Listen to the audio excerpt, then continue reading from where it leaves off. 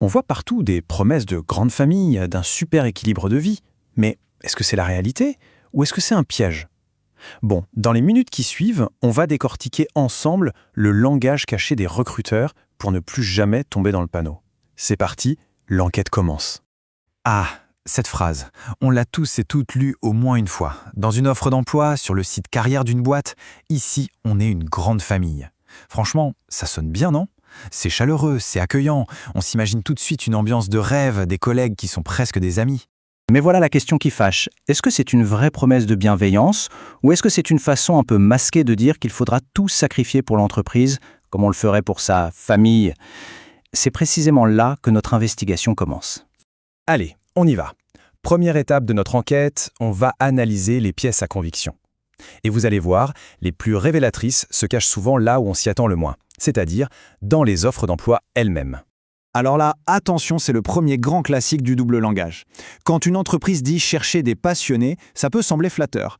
Sauf que, dans une culture un peu toxique, passion, c'est souvent un mot de code pour dire on s'attend à ce que les heures supplémentaires non payées et l'engagement total aillent de soi.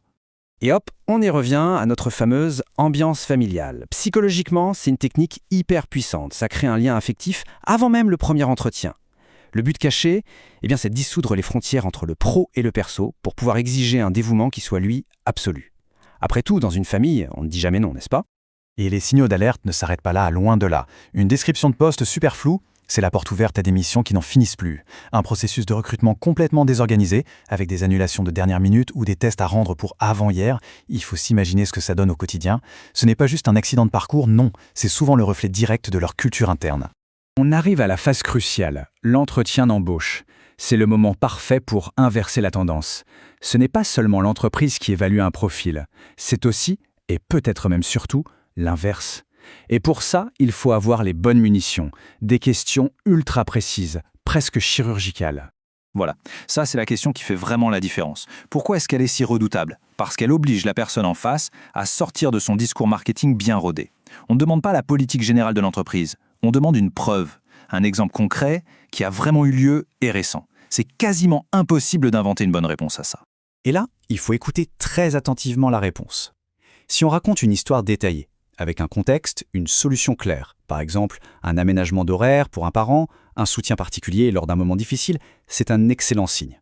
En revanche, si la personne bafouille, si elle répond avec une généralité du type « Ah oui, bien sûr, chez nous on est très flexible », ou pire, si elle a l'air un peu agacée par la question, l'alerte est maximale. Ça, c'est une autre question piège, mais très subtile. Elle permet de sonder la réalité du terrain. Est-ce que 18h veut en fait dire 20h? Et surtout, comment est-ce que l'entreprise anticipe les coups de feu? Une boîte saine a mis en place des process pour gérer la surcharge, des process autres que de simplement compter sur l'épuisement de ses salariés. Ok, allons encore plus loin. Au-delà des mots, il y a les habitudes. Il y a ces pratiques de management qui, de l'intérieur, vont détruire silencieusement tout équilibre vie pro-vie perso. Ce sont les véritables symptômes d'une culture de travail qui est profondément toxique. Le présentéisme. Voilà un concept absolument clé. C'est cette culture un peu étrange où partir à l'heure est mal vu, où l'engagement est jugé au nombre d'heures que la veste passe sur le dossier de la chaise.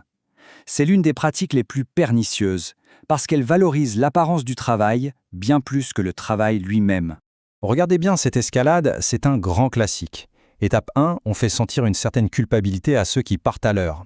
Étape 2, les emails le soir deviennent la norme et on attend une réponse rapide. Étape 3, les messages commencent à arriver le week-end. Et l'étape finale, le summum, l'appel pendant les vacances.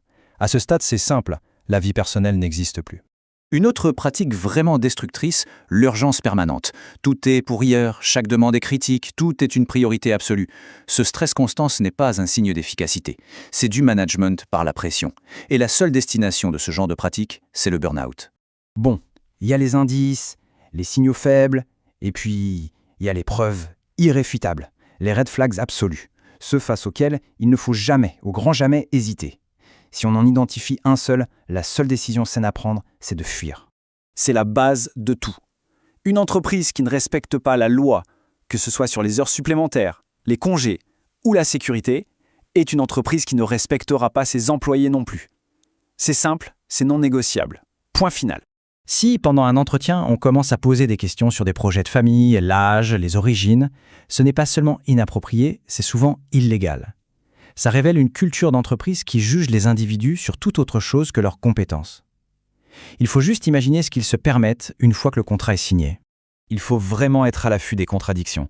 Si le service RH vend un équilibre parfait, mais que le futur manager, lui, parle de nuit blanche avant une livraison importante, il y a un loup quelque part.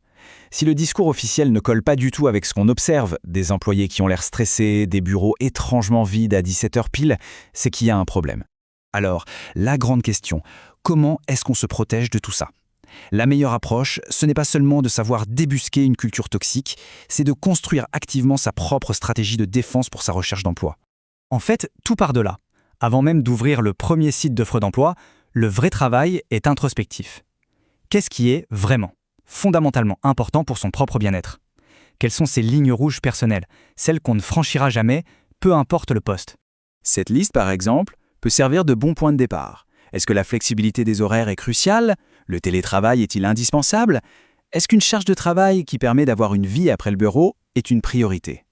Définir cette grille d'analyse personnelle, ça donne une force incroyable. Ça devient une sorte de boussole pour évaluer chaque opportunité. Il ne faut jamais l'oublier. Le rapport de force a changé. Aujourd'hui, les entreprises qui veulent attirer et garder les talents doivent prouver qu'elles offrent un environnement de travail qui est sain. Ce pouvoir de choisir est le meilleur atout possible. Il faut l'utiliser. Voilà, je termine avec cette question.